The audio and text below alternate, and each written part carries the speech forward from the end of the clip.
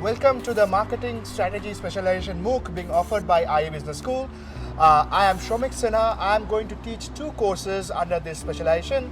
So first of all, I'm going to cover marketing research and then consumer behavior. So out of these two courses, we have different topics, but we start off with consumer behavior fundamentals, maybe followed up with some of the decision processes. How do you make your decisions overall when you are deciding on purchasing a product? Then as we go into the marketing research fundamentals, we'll talk about the basic ideas, and then we'll go into how you collect your data and analyze your data. So I'm sure you are going to have a nice experience. There's a lot of things which I'll talk about, but I'm very hopeful that you are going to enjoy the entire MOOC. Thanks a lot and see you in the upcoming videos.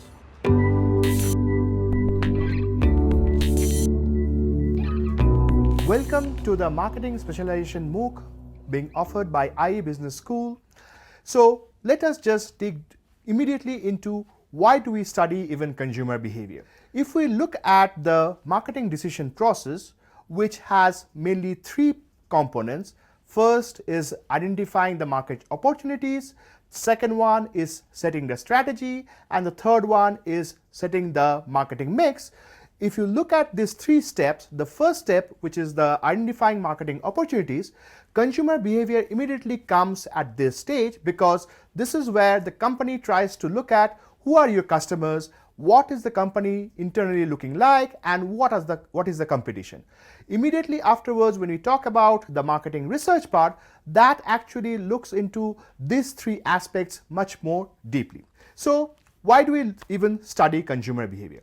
So consumer behavior, by definition, is all the psychological and behavioral aspects of the consumer's decision-making process, be it individual or be it group level.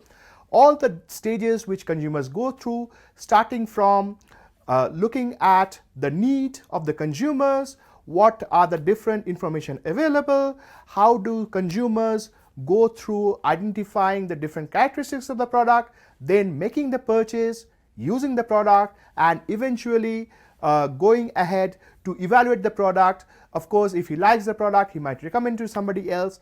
This is all encompassed in the consumer behavior process. Why do we even study consumer behavior? For the simple reason that marketers need to know who these consumers are in order to satisfy their needs, while at the same time, as a marketer, your objective should be to maximize your profitability.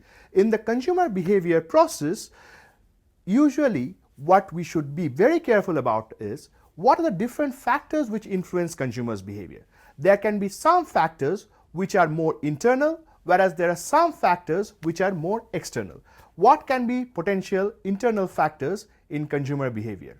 So the basic importance of learning consumer behavior is that you have to understand what are the factors which influence consumer behavior. The first set of factors are more internal, whereas we have another set of factors which are more external.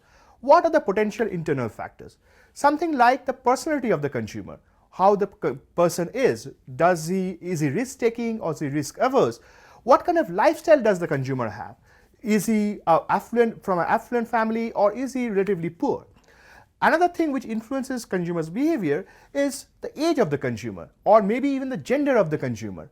What kind of products men buy versus what kind of products do women buy? Older people might be buying very different set of products than younger people. So essentially, these are the different factors which have to be taken into consideration when understanding consumer behavior. Now let's look into the external factors. What are the different external factors which we should consider?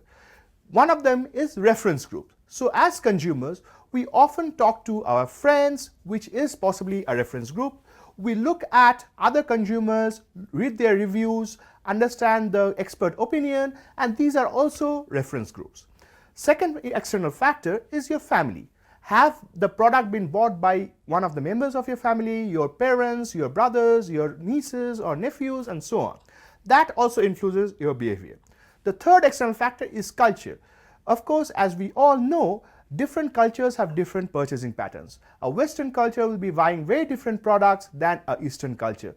In terms of pure inclination towards different products, that also differs across countries and across cultures. And finally, we have to remember when studying consumer behavior, one of the most important external factor is the situation of the economy. When there is a regular economy without any economic fluctuations, of course consumers have more disposable income, so they will buy better products, buy more, which is good for the company. But under recessions or economic downturns, consumers will be less willing to buy products that frequently. They might be buying more of the frequently purchased products like your food products, milk, eggs, and so on, but they'll be less likely to buy more durable products like TV, cars, and so on. So definitely the economic situation influences consumers' purchase behavior overall, and these are the factors which have to be kept into mind when studying the behavior of consumers.